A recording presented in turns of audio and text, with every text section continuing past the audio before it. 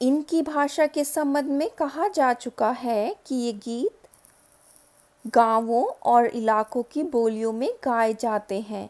इसी कारण ये बड़े आह्लादकर और आनंददायक होते हैं।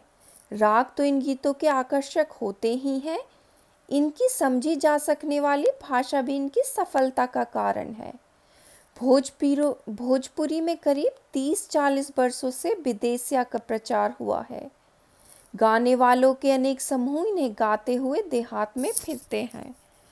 उधर के जिलों में विशेषकर बिहार में विदेशिया से बढ़कर दूसरे गाने लोकप्रिय नहीं हैं। इन गीतों में अधिकतर रसिक प्रियों और प्रियाओं की बात रहती है, परदेशी प्रेम की, और इनसे करुणा और विरह का रस बरसता है।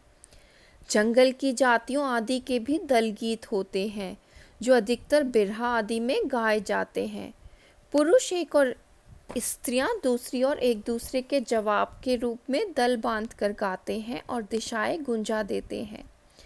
पर इधर कुछ काल से इस प्रकार के दलीय गायन का ह्रास हुआ है।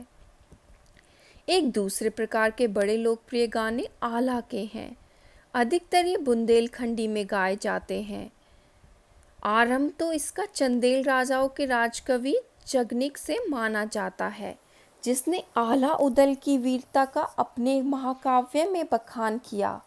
पर निश्चय ही उसके छंद को लेकर जनबोली में उसके विषय को दूसरे देहाती कवियों ने भी समय समय पर अपने गीतों में उतारा, और ये गीत हमारे गांवों में आज भी बहुत प्रेम से गाए जाते हैं। इन्हें गाने वाले गांव-गांव ढोलक गाते फिरते हैं।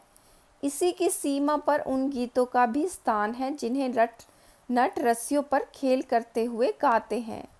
अधिकतर ये गद्य पद्यात्मक हैं और इनके अपने बोल हैं। अनंत संख्या अपने देश में स्त्रियों के गीतों की है तो ये गीत भी लोकगीत ही, पर अधिकतर इन्हें औरतें ही गाती हैं। इन्हें सिरजती भी अधिकतर वही हैं। वैसे मर्द रचने वालों या गाने वालों की भी कमी नहीं है, पर इन गीतों का संबंध विशेषतः स्त्रियों से है। इस दृष्टि से भारत इस दिशा में सभी देशों से भिन्न है, क्योंकि संसार के अन्य देशों में स्त्रियों के अपने गीत मर्दों या जनगीतों से अलग और भिन्न नहीं हैं, मिले जुले ही हैं। त्योहारों पर नदियों में नहाते समय के, नहाने जाते हुए राह के, विवाह के, मटकोड़, जौनार के, संबंधियों के लिए प्रेम युक्त गाली के, जन्म आदि सभी अवसरों के अलग अलग गीत हैं जो स्त्रियां गाती हैं। इन अवसरों पर कुछ आज से ही नहीं, बड़े प्राचीन काल से वे गाती रही हैं। महाकवि कालिदास आदि ने भी अपने ग्रंथों में उनके गीतों का हवाला दिया है।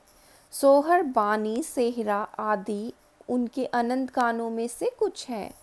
वैसे तो 12 माह से पुरुषों के साथ नारियां भी गाती हैं। एक विशेष बात यह है कि नारियों के गाने साधारणतः अकेले नहीं गाए जाते, दल बांध कर गाए जाते हैं।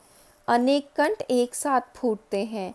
यद्यपि अधिकतर उनमें मेल नहीं होता, फिर भी त्योहारों, शुभ अवसरों पर वे बहुत ही भले लगते हैं।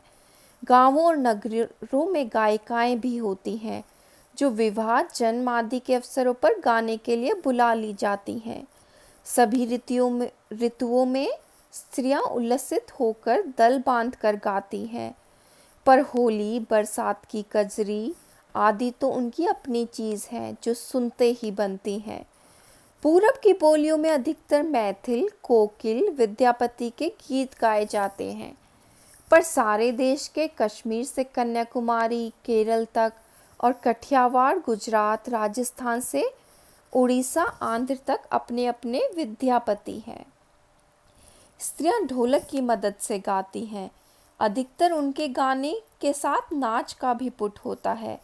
गुजरात का एक प्रकार का दलीय गायन गरबा है, जिसे विशेष विधि से घेरे में घूम घूम कर औरतें गाती हैं।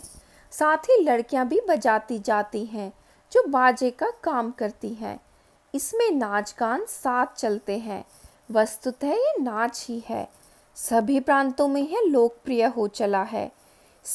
इसी प्रकार होली के अवसर पर ब्रज में रसिया चलता है, जिसे दल के दल लोग गाते हैं।